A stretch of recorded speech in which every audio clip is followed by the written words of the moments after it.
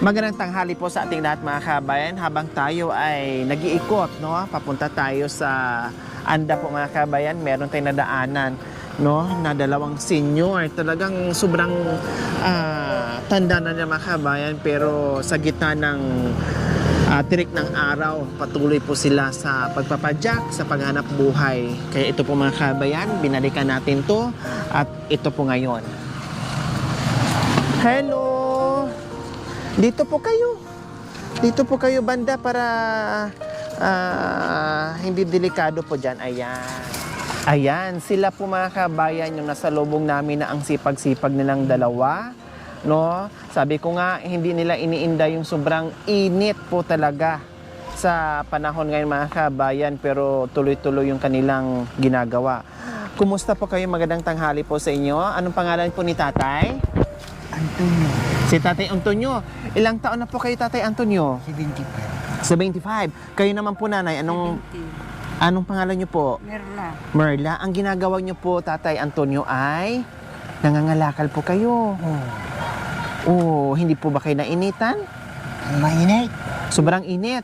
Kaya nakalagay po kayo ng tuwalya dyan sa ulo nyo.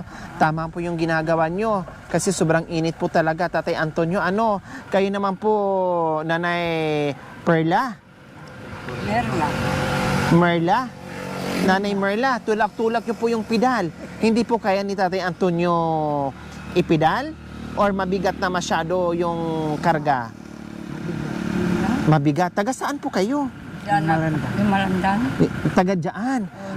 Papunta na po kayo sa Jiangxia para ibenta nyo po yung kalakal nyo? Ano pong trabaho nyo po dati, Tatay Antonio? Dati. Matagal na. Ito po talaga ang trabaho nyo.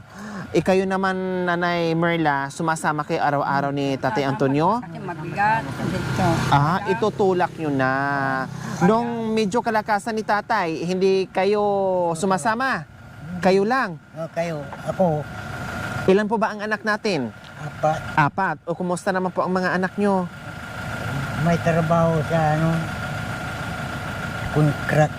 construction. Siyempre may kanya-kanyang pamilya na din. Sinong kasama nyo po sa bahay? Animang pamilya. Talo kami. Walang anak. Walang... Mayroon kayong kasamang anak na walang asawa. Binata. Babae po, lalaki? Lalaki. So, ano pong trabaho? Kayo ang bumubuhay? Ilang taon na po siya? 30? 38. So, may sakit po ba? May kapansanan? Bakit hindi po nakakapag... Okay. So, naitanong ko po kasi baka mamaya walang sakit, hindi naman pwedeng hindi siya magtatrabaho. Siyempre siya magtatrabaho kasi matatanda na kayo. Marurupok na ang mga tuhod. Kailang may kapansanan. Ano pong kapansanan po niya, Tatay Antonio? Kapansanan ng DWD. PWD. Ano pong diferensya sa kanya? May sakit ng... May nangyari sa isip, no? Sa isip. So, sinong kasama po niya ngayon sa bahay? Kami. Hindi, ngayon na nandito kayo sa trabaho. Sinong kasama po niya? Hindi naman po delikado na siya mag-isa? Okay lang po siya doon? Kayo ba ay nananghalian na? Tapos na kayong kumain? O anong kinain niyo po kanina? Hindi pa kayo kumain? Wala pa kayong kain? Kailangan po munang ibenta yung kalakal bago kayo makabili ng pagkain, ganon. O paano yung anak yun naiiwan? Wala din pong pagkain. Nag-aantay pa sa inyo? Meron. Meron ng sinaing doon. So kayo na lang ang hindi pa kumain. O mamaya, pag uwi ay pagkatapos yung ibenta yung kalakal nyo, uwi kayo, and then kain muna. Kasi alam naman natin matatanda, mahina na. Lalong mahina, pag yung laging nalilipasan ng gutom, magkakasakit, paano kawawa? Kasi lalo na meron pala kayong anak na PWD, siyempre kayo lang din ang inaasahan, walang ibang inaasahan. No, siguro kung hindi siya PWD, malamang siya ang nagtatrabaho para sa inyo ngayon. 'Di ba po? O kumusta naman din po kayo, Nanay Merla, habang tinutulak nyo po yung dala-dala ng mister nyo? Pero makasama. Para may kasama po siya? Para hindi po siya mahirapan, tinutulak nyo. Oh, dati po, anong trabaho niyo po, Nanay Merla? Wala? Sa bahay lang po nag-aalaga ng mga bata? Kaya kami ng basura. Mga, Nangangalakal Tatapon. kayo. Pumupunta kayo sa mga tinatapon na basura, hinahalukay nyo, tapos nangunguha kayo ng pwede pang ibenta. Ganun po ang ginagawa nyo. Bukod doon, wala na po kayong ibang ginagawa, Nanay Merla? wala. Wala. Kaya ito yung minsan nakakalungkot, nakakasakit ng damdamin. Kasi pag nakita namin na tulad nyo na sobrang sipag pa din, nagtatrabaho pa din, no? Dito sumasakit. Kahit nahihilo po kayo? Bakit nahihilo po kayo? May high blood po kayo, Nanay? Hindi. Sa sobrang init, nahihilo po kayo. Pero tinitiis nyo po kahit nahihilo kayo. Kasi kailangan yung tulungan si tatay para maihatid yung kalakal doon sa junk shop para maibenta. Para may pambili kayo ng pagkain. Kawawa naman si nanay. No? Sabi niya kahit nahihilo, kahit masama ang pakiramdam, pero ito pa rin, hindi niya maiwan-iwan si tatay kasi hindi nga kaya ni tatay ipadyak, no? Itong dala-dala nilang mabigat na kalakal. Ilang araw na po ito, Tatay Antonio, yung kalakal nyo? Yung 2 simba ay linggo. 2 linggo po itong inipon nyo. Ngayon lang po na ibebenta, ganon. Oh no.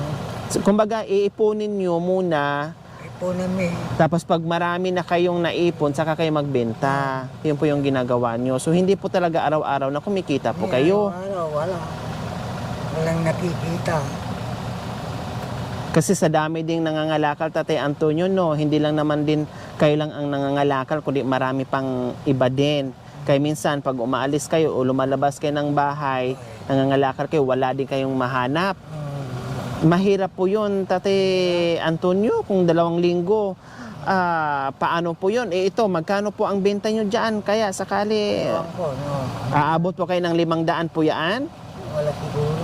Wala pa. Tapos gagastusin nyo na naman ng, sa loob ng 2 linggo. Kakasya po yun? Isang Po? Hindi kakasya? Isang linggong pagkain nyo na po yun? Kung wala pang 500? Walang payambindiga. Po? Wala? Hindi kakasya? So paano po yun pag hindi kakasya? Anong gagawin po? Mangutang? O magtiis? Mantis kami na.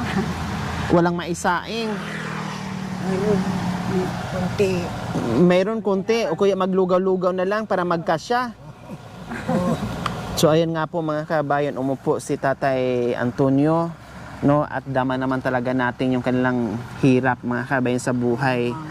At ito yun nga na buti na lang, no, at ito yun mga kabayan, yung iba, no, ay talagang blessing na talaga sa kanila na yung bang ganitong edad, 75 tapos 70 years old, no, at patuloy pa rin sa pagtatrabaho, pangangalakal. Narinig naman natin kanina, hirap, nahihilo, pero walang choice, walang ibang paraan na imbes mag-relax na sana itong mga ganitong may edad na. Kaya swerte na lang talaga doon sa may mga natatanggap na ating mga kabayan na mga seniors na kahit papaano ay hindi nila naranasan yung ganitong buhay, na kahit papaano ay nakaka-relax. Kaya maraming salamat po talaga doon sa ating mga walang sawang sumuporta at nakikiisa sa ating munting adhikain at sa inyong panonood without skipping ads, pag-share, pagla-likes, no, lahat tayo nakaambag para sa mga tulad nila mga kabayan na nangangailangan ng ating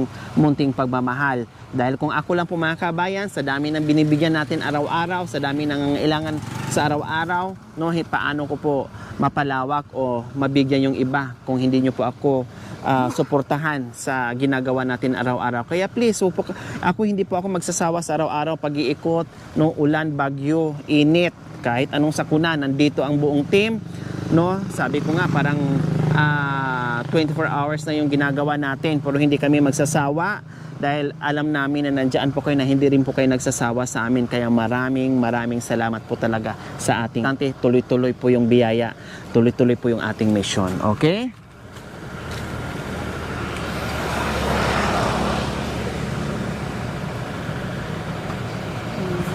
yung tubig.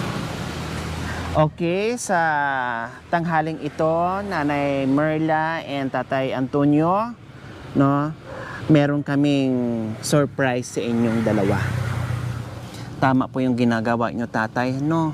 Kailangan uminom ng maraming tubig, no? Kayo inom, si Nanay inom, laban sa init, lalo na nasabi ni Nanay na nahihilo. Kailangan ay uminom ng tubig para di ma-dehydrate.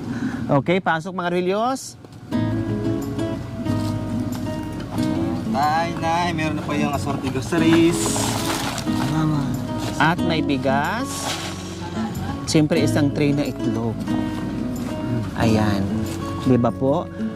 Ito ay libre. Ayuda namin sa inyo. No, galing sa mapagmahal nating mga sponsors. Itong ginagawa namin araw-araw. Kaya meron na kayong bigas, assorted groceries, at isang tray na itlog. Bukod pa riyan, meron pa kayong 1,000. Pambili ng masarap na ulam. Mamaya, bumili kayo ng sabaw para makahigap na kayo ng mainit-init na sabaw. Mapawi yung pawis nyo dahil alam ko napakahirap ng ginagawa nyo, lalong-lalo na sa edad nyo. Kaya deserve nyo na makatanggap ng biyaya. Masaya po kayo sa biyayang natanggap nyo? Ha? Masaya O bakit masaya po kay Tatay Antonio? Siyempre, may ayuda. May ayuda. O, nakangiti na rin kayo, no? Kanina, parang ang bigat-bigat ng dala-dala nyo. Ngayon, napatawa at napangingiti. Pati si Nanay. Maaliwalas maaliwalas na ang mukha ni Nanay kanina. Parang parehas sila ni Tate na bit-bit yung dama natin, yung sobrang bigat at hirap ng dinadala nila. Pero kahit papaano mga kabayan, ngayon sa bit-bit natin ay napatawa, napangiti.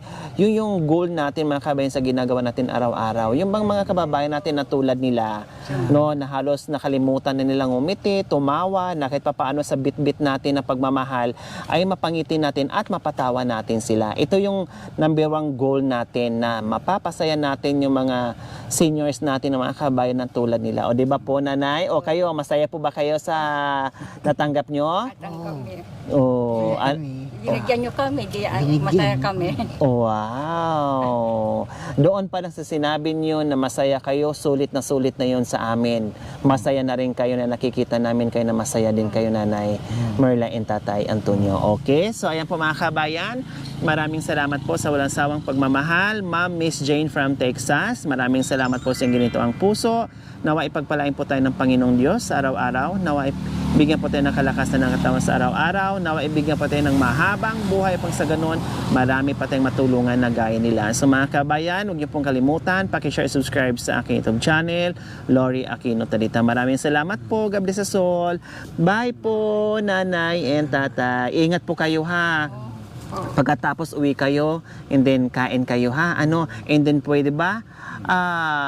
Bukas, kailangan bigyan nyo rin ng time yung mga sarili nyo na magpahinga kahit ilang araw. Kasi total, 3 na naman kayo at alam ko ay hindi ito basta-basta maubos sa inyo. Mag-relax muna kayo ng ilang araw bago kayo mga lakal uli. Pwede po ba yon? Okay lang sa inyo? Okay. Okay, sige. Salamat.